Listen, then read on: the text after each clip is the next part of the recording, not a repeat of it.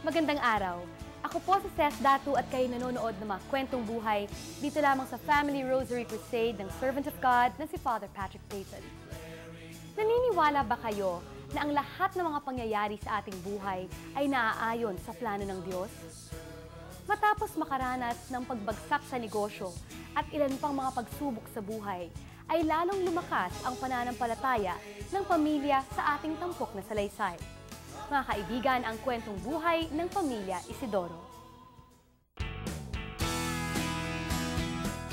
Parehong taga Nueva Ecija, sina Rene Isidoro at Imelda Corpus. Ngunit magkaiba ang kanilang kinalakhang environment. 14 anyos pa lang si Rene nang siya'y mauli ng lubos. Naglingkod siya sa mga paring Dominikano bilang working student ng Kolehiyo de San Juan de Letran. Masagana naman ang buhay ng batang Imelda, na anak ng isang dating politiko. Matapos niyang graduate ng college sa Assumption, ay kumuha siya ng law sa MLQU. 17 years old si Imelda noong 1951 nang makilala si Rene. Ayon kay Imelda, maraming nanliligaw sa kanya. Pero nagustuhan niya si Rene dahil sa kakaiba nitong estilo ng panunuyo. Pinapadala niya ako ng Letran News. And then I saw in the Letran News that nakatap siya ron sa honor roll. No, yun ang naging parang isang I was impressed na siyempre gusto mo yung magaling na di ba? No. Anyway, yun ang istorya. And that started it. Hindi naman kaagad no? It developed, no? It developed, no? Hindi naman yung talagang instant, no? It developed, no? Hanggang sa I don't think I had really a formal courting na ginawa. Parang padalaw-dalaw lang, kwentuhan, gano'n. And then, sa telepono, no? Very fresh pa ang telepono noon during that time. No? Doon kami nagbabad sa telepono.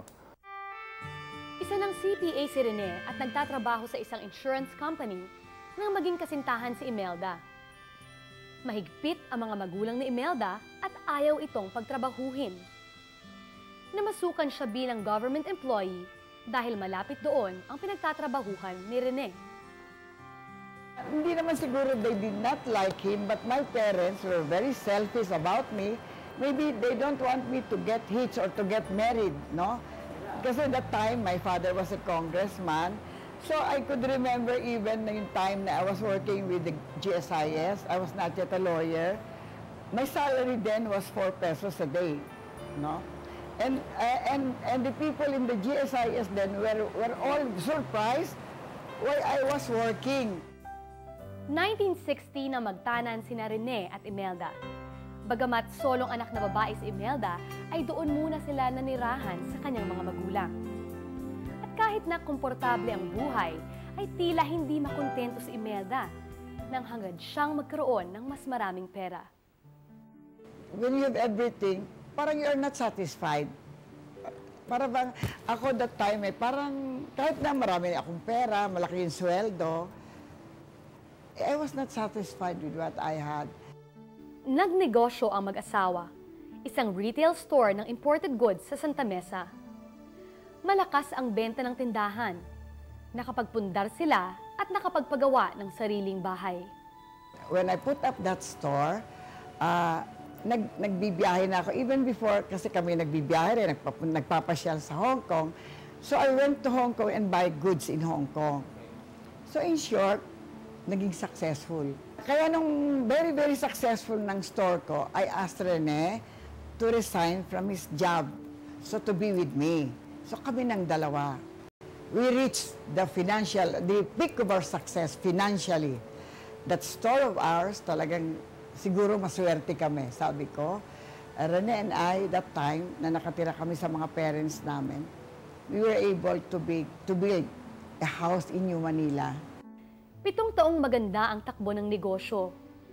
Ngunit nagkaroon ito ng problema hanggang sa tuluyang bumagsak. If you are on that business nung araw, mga imported goods, kasama na rin ang mga technical smuggling. We go to Hong Kong, o-order dito ng mga punta, tapos ipapasok dito with so many hocus-pocus in the posto. Kumaga sa nagkaroon din ng end yun. Nagkabukuhan. Na-hold. Na-hold. Maraming mga sa customs, na-hold sa customs. So, nagkalugi-lugi na. That's the start na bumagsak yung aming negosyo. No? Nung ma-hold yun, we have to not only close the store, no, but even all our, yung bahay namin has to be, kailangan i-give up na namin. Ano ang nangyari kina Rene at Imelda pagkatapos nito? Ano-ano pa ang mga pagsubok na kanilang dinanas, kasama naman ang kanilang mga anak? Yan at iba pang mga tagpo sa Part 2 ng Kwentong Buhay ng Pamilya Isidoro. For the Family Rosary Crusade of the Servant of God, Father Patrick Peyton, I'm Seth Datu. I'll see you next week. Feel our thoughts, love and